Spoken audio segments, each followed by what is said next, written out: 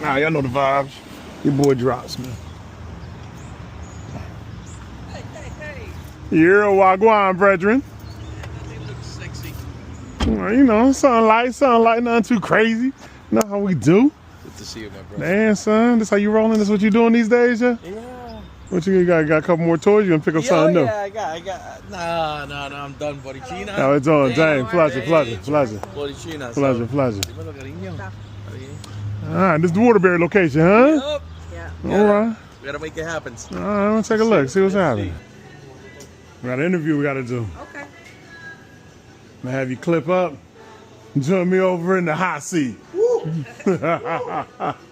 Ladies and gentlemen, welcome. We are here at Lobodi China, and I'm here with the owner. We had this conversation online. I said that I'm going to be meeting with the owner because of the experience that I had on the grand opening in Hartford, Connecticut, and just with the food, right? For me, it was this food quality that had changed up. But I would like for the owner to introduce herself and say what it is or where we are right now and why La Bodi China, of anything that you could have opened. So we're here in the Waterbury location, and my name is Patricia. And obviously, a lot of people do know who I am. And the reason why La Borichina is because I am born in Puerto Rico. Parents are Chinese, and usually Puerto Ricans call themselves Boricua. So I utilize Bori and China together. And also, it represents Puerto Rico, but it also represents the type of business that I have here. Would you say and how many locations do you have? 2 here, 2 in Puerto Rico. Oh, nice. So would you say that the food quality is different in Puerto Rico than it is over here? And not just with your restaurant alone, just in general. Well, comparing Puerto Rico food and here, obviously, it's a big difference. In Puerto Rico, let's say, for instance, I'm from a town called Caguas. So we all have our own recipe. Mhm. We pretty much sell the same thing in every Chinese restaurant in Puerto Rico, just like the regular ones here. You go there and pretty much is the same, except this one's a little different, which is the same as Puerto Rico. But let's say from Caguas, you go to San Juan, and it's same menu, Mhm. same thing, but it's total different seasoning. Okay. Everybody has their own seasoning, but it's the same concept, like, the meat, fries, and the fried rice. You go to Puerto Rico to any corner, and that's what you're gonna get served.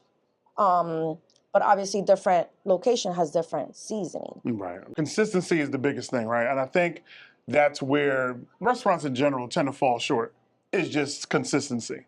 It's like if you're great in the beginning, something happens where the food might not be as great as it was in the beginning. Somebody comes in on an off day, and that's all they remember is whatever that off day is. That's all they're going to talk about, right? They weren't there for the other days when everything was running smooth, when you didn't have any issues in the kitchen, when the quality was right on point for every dish that went out. They weren't there that day. But on that off day, when everybody and their mama wanted to call off work, and you have multiple locations and you got to be in every last one checking the quality. And the reality is, and everybody in business knows this, when the actual owner of the business is not there, everybody below the actual owner in business, they don't have the same love and appreciation for the business as the owner does because it's not theirs.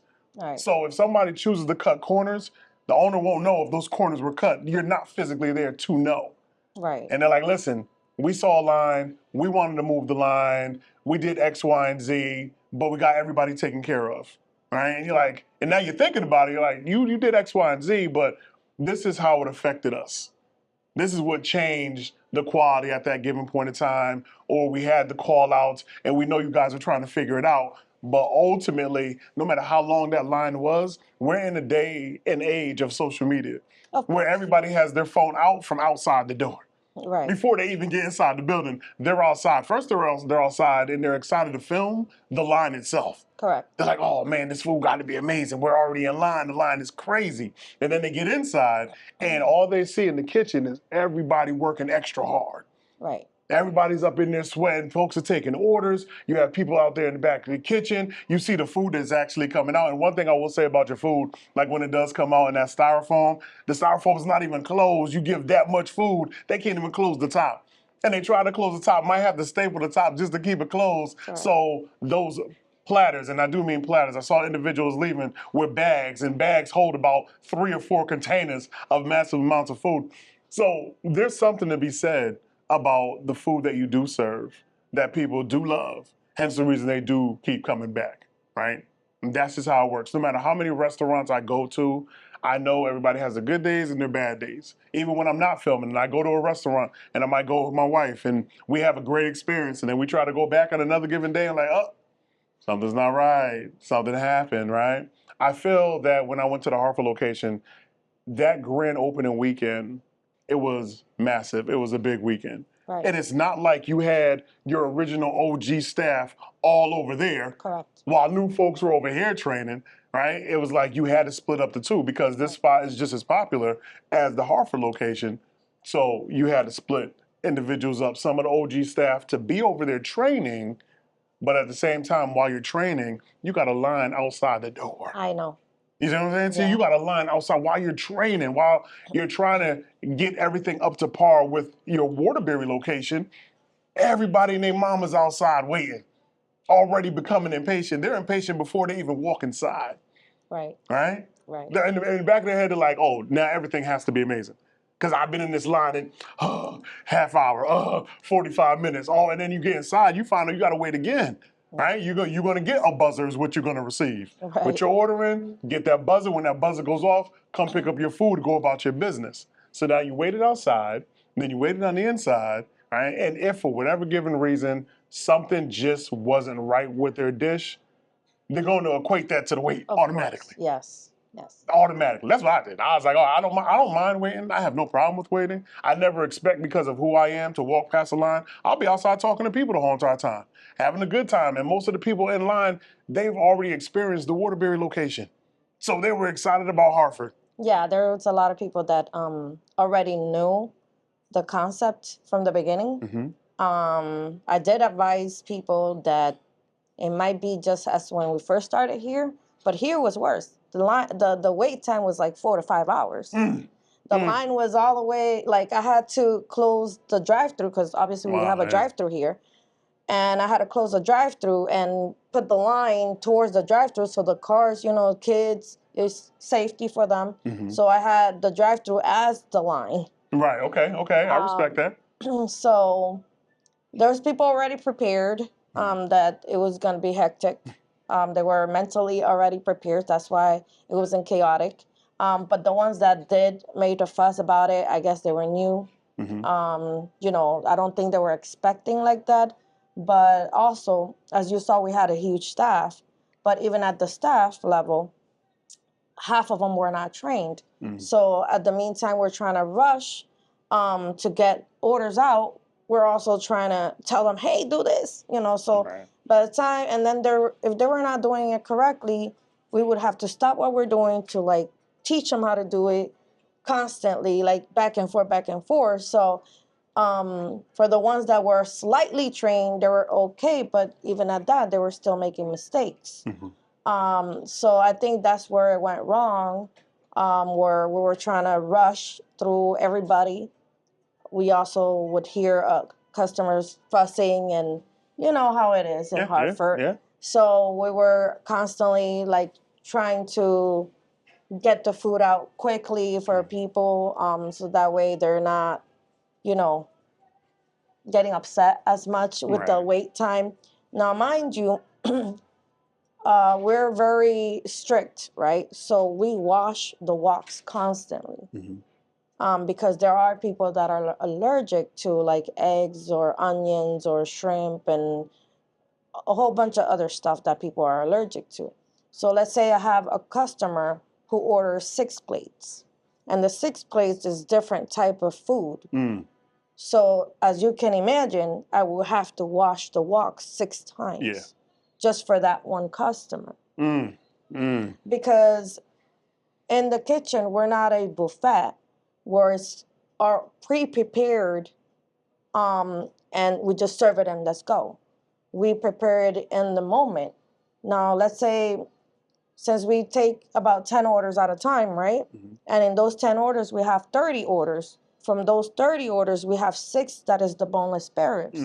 So what we do is we gather all the boneless spare ribs and we try to for those 10 people, we try to cook the spare ribs at one time. We'll try to serve those spare ribs. And then so we have, let's say, 3 pepper steaks. Okay, so we finish with the spare ribs, let's do the pepper steaks. And then we put them out. So that way, the employees are packing, okay, this one has 3 spare ribs, this one has 2 spare ribs, this one has 1 pepper steak. So they'll try, that's how we try to rush through it. So that way people are not like constantly, oh my God, this one has 8 orders, we have to wait till they're done in order to get ours. So that's how we were trying to get it done, because that's the way how it worked over here. But Hartford volume was really high, not in person-wise, but in each person's amount of orders. Okay. Even when I had the food truck, because that's where I started with the food truck, I had one customer with 15 orders. Just that one customer.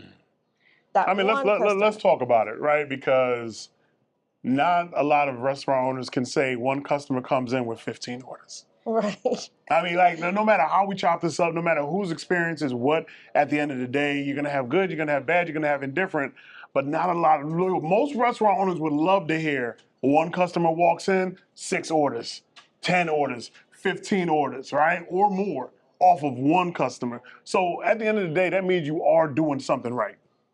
If they're coming through with 15 orders, it's mostly because they've eaten here already before. Right? It's not like they're brand new, trying something for the first time, saying, oh, let me get 15 different plates and try them all. Right. It's, no, I've been here. I already know what I'm going to order. Boom, boom, let me get that, let me get that, let me get that, let me get that, let me get that, let me get that. And then now they're feeding family, friends. Maybe they have a big event, whatever the case may be. Right. I mean, I did have one that I remember in the food truck, because the food truck line was even worse than the restaurant. So the line was a 6-hour wait. So in the food truck, I would open at 11, if I'm not mistaken, and I would close at 4:30. But I wouldn't get out till midnight. Because of the orders. Because of the orders and the lines. I mean, I did have customers traveling from out of state.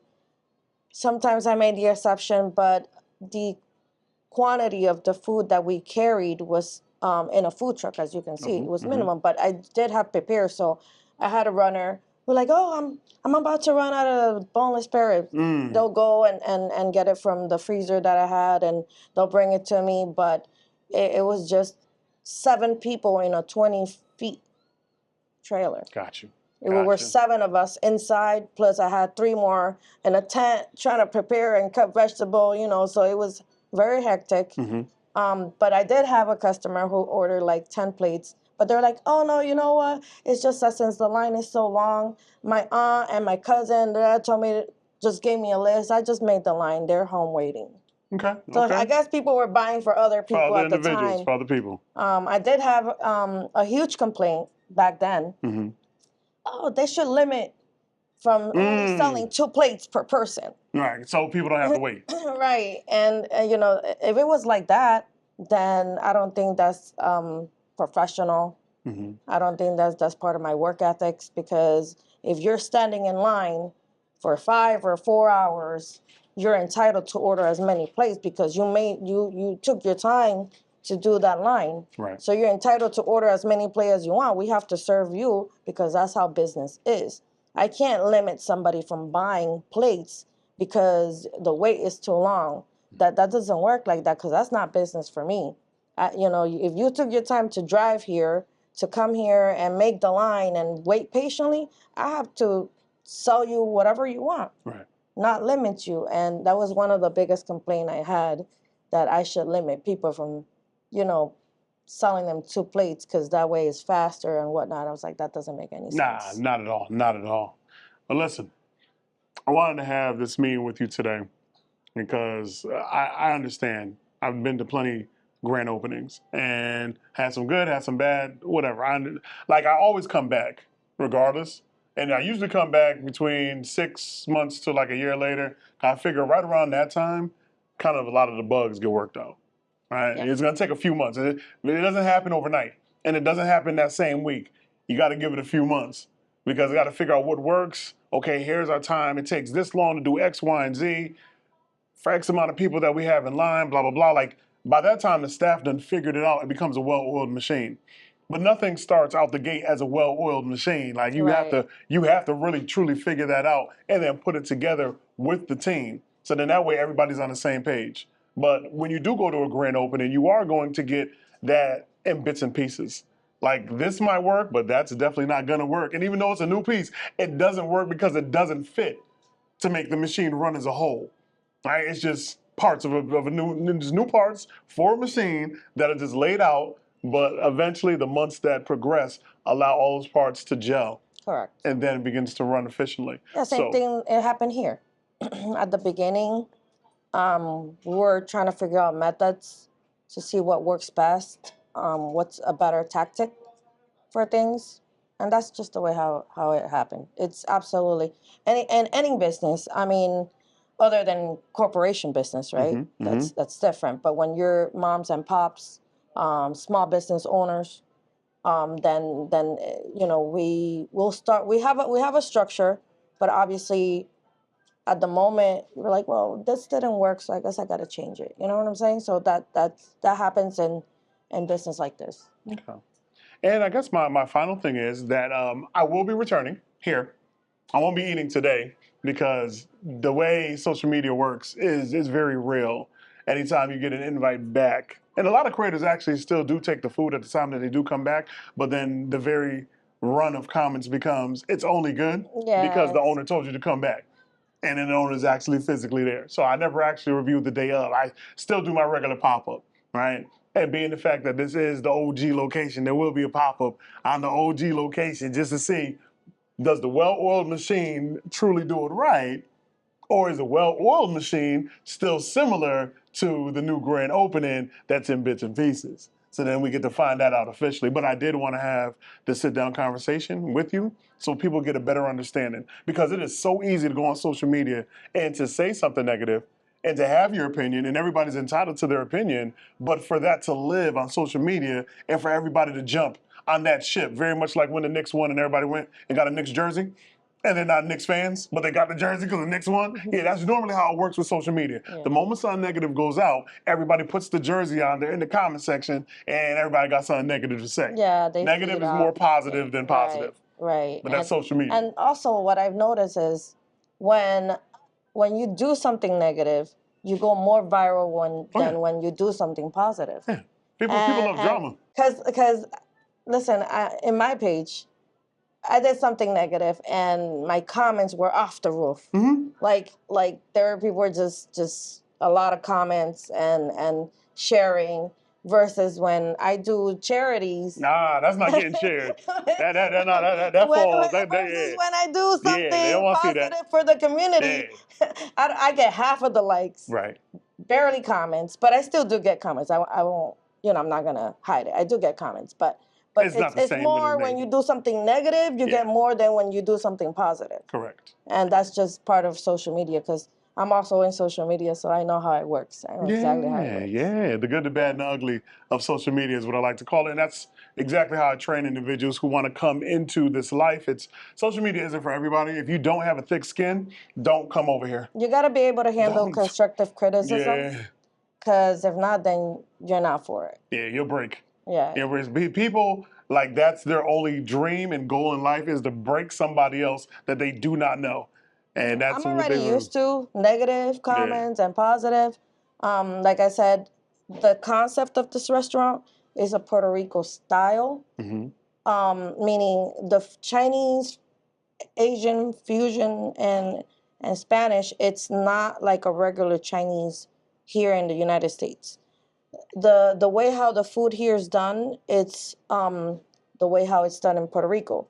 But mind you, like I said earlier, every town has their own seasoning. Every restaurant has their own seasoning. So if you're from San Juan and I'm from Ponce or Cagua, wherever other, towns around, it's just like you go to Hartford and then you go to a small town, Watertown. The Chinese food is not the same. Correct. So that's pretty much what it is. In the United States, there's a lot of people that are used to the regular Chinese food seasoning. So this type of seasoning is completely different. As you can see, 100% a good 75% of my customers are Puerto Rican. Obviously, I do have some Puerto Ricans that say, "Oh, it's not the same as Puerto Rico," but the clarification is, if you're not from where I am from, it's not gonna taste the same as your hometown. Mm-hmm. So that's one thing that I've been big on and try to clarify. But I do have a lot of customers that they like it. And for the American customers, they find it interesting. They find it weird. They're like, wait, why French fries? Or wait, why like this? So they have that curiosity. That's pretty much my explanation. Well, I appreciate the time that you've Thank you taken for coming. for the madness, because that's all this ever is at the end of the day. A whole lot of madness, but it's a whole lot of fun, you know. And she made me a Dame Drops, and I was telling her earlier, I probably have over close to about 3,400 food reviews online, and she would be the 6th owner that actually wanted to see me after receiving a negative review to discuss it. And to me, that's truly important at the end of the day, right? I mean, you can watch reviews all day long, and you have plenty, and I do mean plenty, of creators, influencers out there where all they do is just put out positive. They'll never say nothing negative about nobody's given situation. You'll have to just find out on your own when you get there. Like, their position in life is to get out there, hype it up, or just to make sure a spot is known, but they will never give their actual opinion. Me, I always just give my opinion. I like to always see the negative reviews, because if I don't see them, then I don't know if I'm doing something wrong. Right. And or also try to, I mean, for the people that know me, you don't have to give explanation. You know your type of food. We like your food. That's all that matters. But to me, as an owner, as a business owner, I'm also the Human Rights Commissioner to the city. I like to understand why or maybe what happened, because if not, then we can't improve it. That's right. Appreciate that. I like that. No problem.